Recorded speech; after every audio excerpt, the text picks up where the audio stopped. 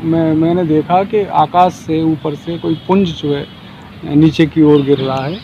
कहाँ पर? निधिवन की? निधिवन की जी। और महसूस जब मैंने थोड़ा और ध्यान दिया तो लग रहा था उस पुंज में कुछ ऊपर से लोग आ रहे हैं, कुछ नीचे से जा रहे हैं लोग। जी। ऐसा कुछ महसूस हुआ और मैं देखा, ये देखने के बाद फिर मैं दोबारा उसी अवस्था में पहुंच गया जैसे पहले था, बेहोशी जैसे ही। जी। और बाद में फिर मैं 1-2 घंटे बाद करीब सुबह जी। ब्रह्म मुहूर्त में 4 बजे करीब में जी। फिर उठा हूँ। जी। मेरा शरीर में काफ़ी दर्द था, हाथ पैरों में दर्द था। जी। और उसके बाद भी लगभग 1 महीने में करीब ऐसे ही रहा जैसे कि आंसू आ गए ये सारी की सारी चीज़ें जब इन्होंने बोली। तो महाराज जी ऐसा क्या हुआ मन में जो कि आँख आप? दोस्तों, वृंदावन की जो भूमि है, ऐसा मान्यता है कि एकदम रसिक है और रहस्यमयी है। वृंदावन में ही एक स्थान है जो कि विश्वविख्यात है, जो कि साधु संतों के लिए एक मार्मिक स्थान है। उस स्थान का नाम है श्री निधिवन धाम। और हमारे ग्रंथों में, पुराणों में ये साक्षात वर्णित है कि निधिवन में भगवान श्री कृष्ण अपनी 16,000 जो उनकी रानियां हैं और स्वयं श्री ठाकुरानी राधा रानी हमारी जो हैं उनके साथ में महारास करते हैं। लेकिन क्या हुआ, जब एक संत जो कि हमारे साथ में खड़े हुए हैं, इन्होंने सोचा कि निधिवन की लीला जो है क्या सत्य है, और इस सत्य को जानने के लिए महाराज जी स्वयं निधिवन की सीमा तक चले गए रात्रि के समय। तो इन्हीं से जानेंगे कि आखिर इनके जीवन में उसके बाद में क्या बदलाव आया, क्या वाकई में जो हमको बताया गया है, जो हमने महसूस करा है वह सत्य है।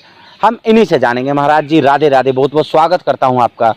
जी, तो महाराज जी क्या था वो वाकया, आपका जीवन जो पूरी तरह से परिवर्तित हो गया?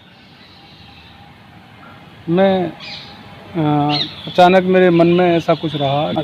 मैं एक दफ़े मैंने ऐसे सोचा, जी। कई दिनों से मेरे मन में ये विचार आ रहा था जी। कि जैसा बताते हैं निधिवन के अंदर रास होता है या भगवान राधा कृष्ण आते हैं। जी। तो मैं भी गया वहाँ पर और जाने के समय कोई समय मैंने नहीं ऐसा ध्यान दिया कि क्या टाइम हो रहा है। मैं उस समय अचानक पहुँच गया था। जी। जब किनारे से पहुँचा तो समय तो काफ़ी लेट हो चुका था, लगभग 12 करीब बज रहे होंगे। जी। तो मैं कुछ दीवार के सहारे मैंने कुछ ऐसा कान लगा के सुना, तो कुछ आवाज़ मुझे लगी वहाँ, कुछ ऐसी आवाज़ आ रही है, पायल की आवाज़ हो या बंसी की हो। जी। लेकिन पूरी तरह से तो नहीं कह सकता जी। लेकिन ऐसा महसूस हुआ। जी। और मैं ज़्यादा ध्यान थोड़ा सा और मैंने दिया। जी। तो बाद में मुझे कुछ समझ में नहीं आया, कुछ देर के लिए मैं अवस्था कुछ इस तरह की हो गई जैसे बेहोश जैसी। जी। तो मैं बेहोश हो गया या जो भी मेरा सिस्टम रहा, कुछ मुझे ध्यान नहीं। जी।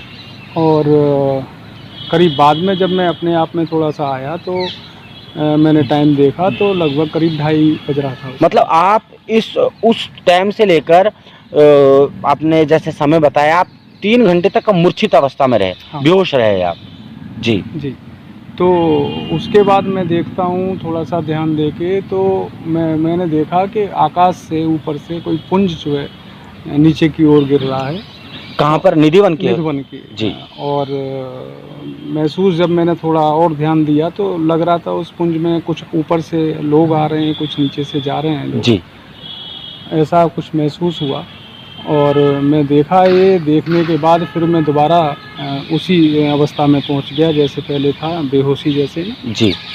और बाद में फिर मैं 1-2 घंटे बाद करीब सुबह ब्रह्म मुहूर्त में 4 बजे करीब में फिर उठा हूँ। जी। मेरा शरीर में काफ़ी दर्द था, हाथ पैरों में दर्द था। जी। और उसके बाद भी लगभग 1 महीने में करीब ऐसे ही रहा जैसे कि ठीक तरह से महसूस नहीं कर रहा हूँ अपने आप को, शरीर को। जी। ये मेरे जीवन की एक बहुत ही आश्चर्यजनक घटना। बिल्कुल, ये तो आपने एकदम ऐसी चीज़ बताई है जिसे लोग महसूस भी करेंगे तो कंपन हो जाता है शरीर में, और इनके साथ तो हुआ है। तो कितनी ज़्यादा अद्भुत महाराज जी ने बात बताई है। जी महाराज। तो उसके बाद मेरी काफ़ी शंकाएं दूर हुई। जी। शंकाएं मतलब कैसी आपके मन में इस चीज़ को लेकर संशय था? हाँ, आपको कुछ जानना चीज़ें, था? हाँ, कुछ चीज़ें जो प्रभु के बारे में या लोग जैसे कुछ बोलते हैं ये और वो, तो जी। वो सारी चीज़ें दूर हुई। जी। और प्रभु के प्रति जो मेरा प्रेम था वो बिना किसी किंतु परंतु के अब कुछ रहा नहीं। और जी। और अद्भुत है वो, आप जब सोचते हैं, मैं देख रहा हूँ महाराज जी जब इस विषय पर बोलना तो बहुत कुछ चाह रहे हैं लेकिन आप बोल नहीं पा रहे हैं। जी देखिए जी, आपकी आंखों से भी जो है आंसू आ गए ये सारी की सारी चीज़ें जब इन्होंने बोली। तो महाराज जी ऐसा क्या हुआ मन में जो कि आंख आपकी भर आई? प्रभु की बहुत बड़ी कृपा रही। जी। और जीवन धन्य हो गया मेरा। जी। और मैं लोगों से यही कहना चाहूँगा कि प्रभु से प्रेम करें। जी।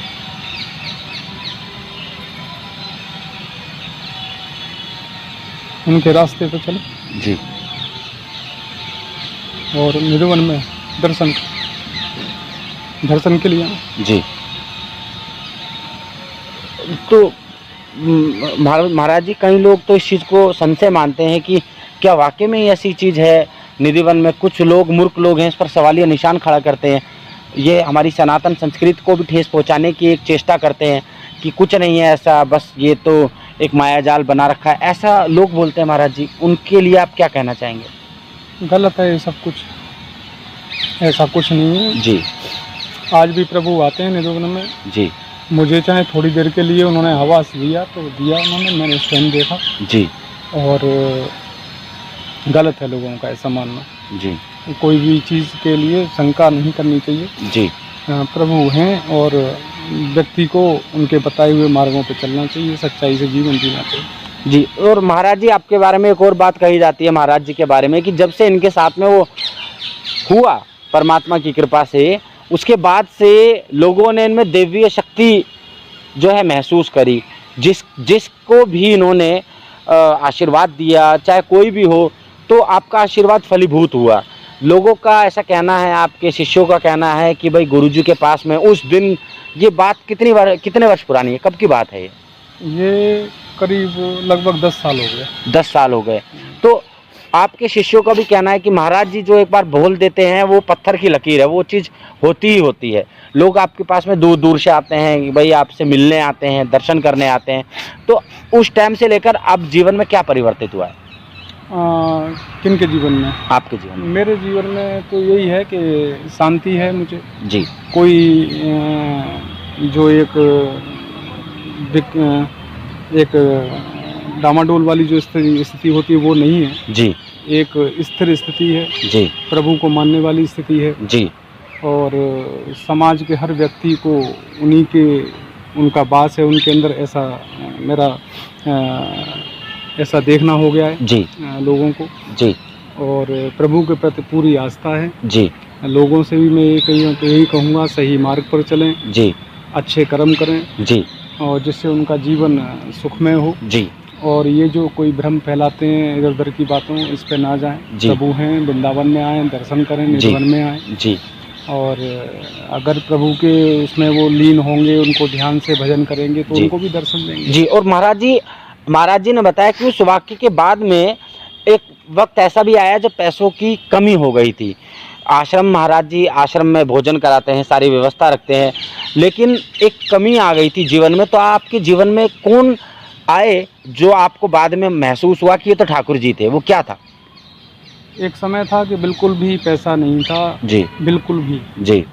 और लोग बात तो ऐसे सोचते हैं 2-4-5 रुपए के लिए भी दें ना दें ये सब कुछ। जी। तो अचानक से कोई व्यक्ति बुजुर्ग। जी। और वो एक बहुत बड़ा अमाउंट, मैं क्या कहूँ उसके बारे में। जी। एक अच्छी खासी पैसा जो है। जी। और वो दे जाते हैं। जी। बिल्कुल। और अचानक से आके कोई कुछ बोलते नहीं, ना कोई शर्त ना कुछ कि ये जी। लीजिए महाराज जी और जी अपने धर्म के कार्य में लगाइए। जी और मैं कुछ सोच पाता इससे पहले मैं देखता हूँ तो वो मेरी आँखों से ओझल हो गए, मुझे दिखे नहीं किधर वो गए, कौन थे। जी। तो जीवन में इतने ज़्यादा रहस्यमयी तरीके से परिवर्तित होना और जीवन में चमत्कार होना, मैं समझता हूँ ये वृंदावन में ही संभव है। महाराज जी का आप रूप देखिए, जिस प्रकार आपने टीवी में देखा होगा, जो आप हमारे हिंदू धर्म के सनातन के जो कथाएं आप देखते हैं, चलचित्र देखते हैं, सीरियल देखते हैं, उनमें भगवान ब्रह्मा की जो वेशभूषा है, भगवान ब्रह्मा का जो स्वरूप है, ठीक उसी प्रकार महाराज जी आपको तो अद्भुत लीला है वृंदावन की। और ठाकुर जी की कितने ज़्यादा रहस्यमय चमत्कार है वृंदावन में। बिल्कुल जी। सही कह रहे हैं और लोगों को आना चाहिए। जी। बांके बिहारी जी के दर्शन करने चाहिए, टटिया स्थान है वहाँ जाना चाहिए, निधिवन जाना चाहिए। जी। और जहाँ भी वो रहें उसके बाद दर्शन के बाद भी यही नहीं कि वृंदावन में वो जहाँ भी रहें, चाहे विदेश में रहें, कहीं रहें, सभी प्राणियों को एक अच्छी समदृष्टि से देखें, एक ही दृष्टि से देखें। जी। और मदद करें अगर उनसे कुछ हो सकता है तो, किसी को सताएं ना, जी। झूठ ना बोलें। ये सब चीज़ें करेंगे तो भगवान के रास्ते पर ही वो चल रहे हैं, ऐसा है। तो यही मैं कहना चाहता हूँ। और महाराज जी ऐसा भी कहा गया कि वृंदावन में जो पेड़ हैं और जो जितने भी वृंदावन में, पूरे वृंदावन में पेड़ हैं, ये पिछले जन्म में इनके कुछ पुण्य होंगे जो कि ये वृंदावन की भूमि पर एकदम स्थिर खड़े हैं, एकदम एक ही स्थान पर खड़े हैं और ठाकुर जी का भजन करते हैं। ये ऐसा हमें एक रसिक संत ने बताया था कि इनके पुण्य थे जो ये पिछले जन्म के, जो कि इस जन्म में फलीभूत हुए, क्योंकि इस वृंदावन की भूमि पर अगर मात्र कोई चींटी भी बन जाए, कोई कीड़ा भी बन जाए, तो उसका भी जीवन सुखमय हो जाता है, उसे मुक्ति मिल जाती है। जी। नहीं तो निधिवन तो इसका बहुत बड़ा उदाहरण है। वहाँ जो लताएं हैं, जो पेड़ हैं, उनको आप देखेंगे तो वो झुकी हुई हैं। जी। और उनका जो डालियाँ हैं वो इस तरह से जैसे कृष्ण और राधा वहाँ बैठते हों। जी। ऐसा बताते हैं वो रात के समय पर वो गोपियाँ बन जाती हैं। जी। तो इस तरह से है। टटिया स्थान में एक आध ऐसे पेड़ हैं जी। जिन पर के जो है राधा और कृष्ण जो है ऑटोमेटिकली लिखा होता है। जी। कोई उसको गोदता नहीं है, काटता नहीं है। वो पेड़ के पत्तों पर, पेड़ के जो है जो स्टेम है, जी, उस पर लिखा हुआ है राधा और कृष्ण ऐसे करके। तो ये प्रभु की अद्भुत लीलाएं हैं सर। जी, प्रभु की अद्भुत लीलाएं। तो आपने महाराज जी, मैं दोबारा से फिर से मैं निधिवन पे आता हूँ।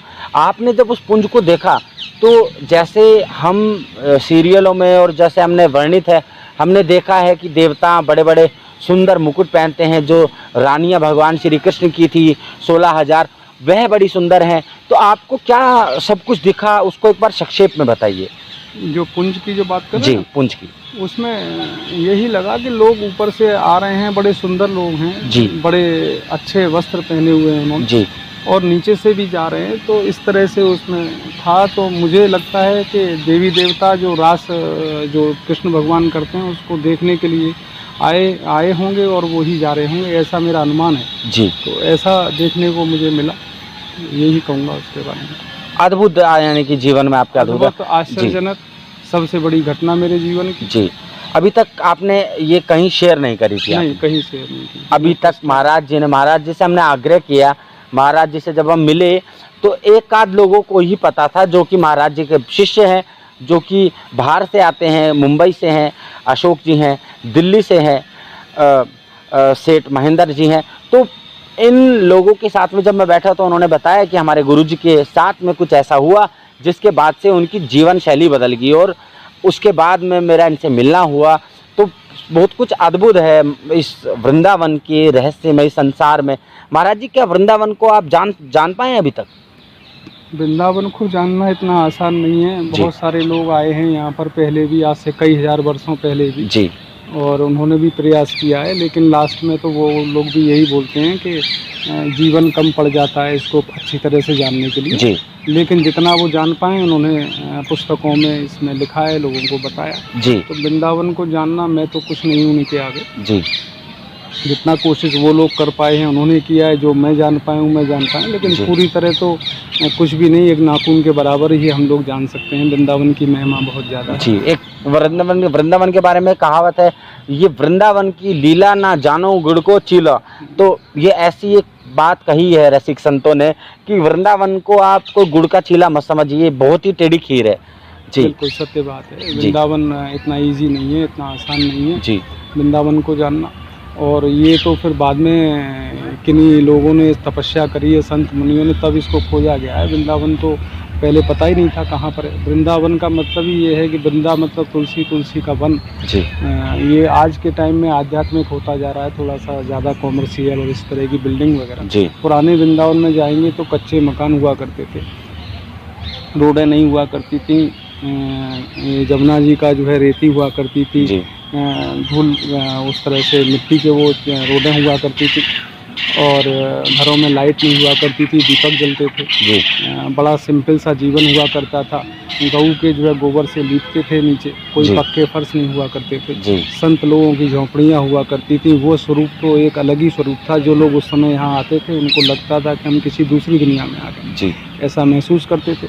जी भक्ति, भजन, ध्यान, हर जगह आरती के आवाज़, जी घंटों की आवाज़, ऋषि मुनियों के जो है मंत्र की ध्वनि, ऐसा वृंदावन का वो था। और कई हजार मंदिर होते थे, छोटे बड़े दिन के। जी तो वृंदावन की तो स्वरूप बहुत चेंज हो गया है। वो जी। ज़माने का बहुत अलग ही स्वरूप हुआ करता जी। था। जमुना जी का किनारा बड़ा ही एक अच्छा दृश्य, संतों के लिए बहुत शांति की जगह, भजन करने के लिए, तप करने के लिए। जी। तो यानी कि वृंदावन भी पहले से बदल चुका है, परिवर्तन समय की मांग होता है। हाँ, क्योंकि अब यहाँ बाहर के सिटी से लोग, दिल्ली हैं, बॉम्बे हैं, वहाँ के लोग यहाँ बहुत सारे होटल्स में इन्वेस्टमेंट कर रहे हैं। कई बिल्डिंग, कई मल्टी स्टोरी बिल्डिंग हैं, फ्लैट्स हैं यहाँ वृंदावन में जो नहीं हुआ करते थे। जी अभी वो लोग इन्वेस्टमेंट कर रहे हैं, तो इधर होटल, रेस्टोरेंट, कई सारी चीज़ें, बहुत डेवलपमेंट हो रहा है वृंदावन जी। में। तो ये चीज़ हो रहा है। तो आपका क्या मानना है कि ये जो विकास है ये धर्म में कहीं ना कहीं बाधा बन रहा है या सही है, समय की मांग है? देखिए, धर्म में बाधा तो क्योंकि सर्वशक्तिमान तो प्रभु हैं और उनके बिना चाहे तो कुछ हो ही नहीं सकता। जी। तो बाधा तो क्या है, जी लेकिन बस वही है कि जो एक सिंपल सादगी जो हुआ करती थी वो अब नहीं बच रही है। जी सारी जगह मॉडर्नाइजेशन, आध्यात्मिक वो मॉडर्नाइजेशन ज़्यादा होता जा जी। रहा है। तो वो चीज़ है। बाकी तो ये है कि क्या कह सकते हैं, डेवलपमेंट हो रहा है, और डेवलपमेंट को रोक कैसे सकते हैं। तो वो तो होना ही है, हो ही रहा है। और मंदिर भी बड़े बड़े काफ़ी, जैसे प्रेम मंदिर पहले नहीं था, वो बन गया है, तो उसकी वजह से लोग आ रहे हैं। जी। और इस्कॉन मंदिर। हाँ, इस्कॉन तो पहले से ही है, लेकिन वो भी बहुत बड़े विशाल रूप में होता जा रहा है। जी। तो उसको देखने आ रहे हैं। एक चंद्रोदय मंदिर बन रहा है छठीकरा में, जी। जो दुनिया का सबसे ऊंचा और सबसे एक जैसे अजूबे हैं दुनिया के। चंद्रोदय, दुनिया के जो 7 अजूबे हैं, ताजमहल और ये, उसमें उस टाइप का एक 8वां अजूबा होने जा रहा है, जिसको जी। दुनिया देखने आया करेगी। अच्छा। उस जैसा कोई मंदिर इस दुनिया के अंदर नहीं रहेगा। इंडिया की तो इतना बात ऊंचा? अलग है। इतना ऊंचा और इतना विशाल जी। क्षेत्रफल, और इतना इन्वेस्टमेंट उसके अंदर हो रहा है कि इंडिया ही नहीं, पूरी दुनिया में उसके मुकाबले का कोई मंदिर या कोई चीज़ नहीं होगी। 8वां अजूबा रहेगा वो। तो वो होने जा रहा है। जी और उससे बहुत बड़ा डेवलपमेंट उसके आसपास या वृंदावन का बहुत ज़्यादा डेवलपमेंट हो जाएगा। जी। रेट्स हैं जैसे ज़मीनों के, ये जो भी कुछ है, ये बहुत बड़ा सब बढ़ जाएगा। तो कहने का मतलब है कि विकास भी जरूरी है, समय की मांग है, जरूरी है विकास। हाँ, विकास तो जरूरी जी। है। और महाराज जी देखिए, एमए है, महाराज जी पढ़े लिखे हैं, और कहते हैं कि जो पढ़े लिखे हो जी, उन बातों को ज़्यादा तरजीह देते हैं और रिलीजन को थोड़ा सा नीचे रखते हैं। लेकिन आपकी बातें सुनकर लग रहा है कि आप रिलीजन आप फर्स्ट, रिलीजन को पहले स्थान आपने दिया है। इतनी पढ़ाई लिखाई करने के बाद आपने इस राह पर अमल किया, आप इस राह पर आए, तो ये भी काफ़ी आश्चर्यचकित है।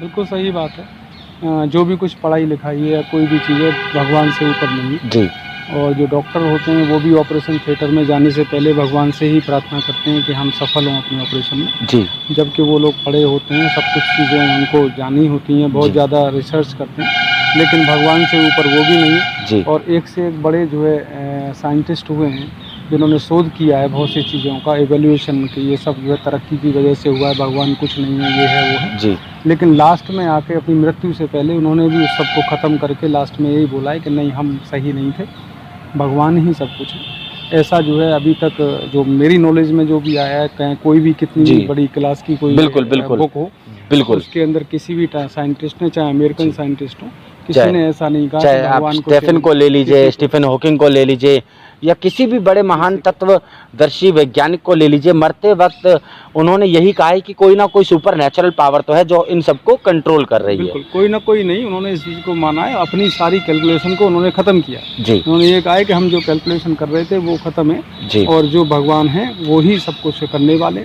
तो ऐसा अभी तक कोई ऐसी बात कहीं से नहीं आई है, किसी भी जो भी अमेरिका टॉप देश है वहाँ से भी ऐसा कुछ नहीं है।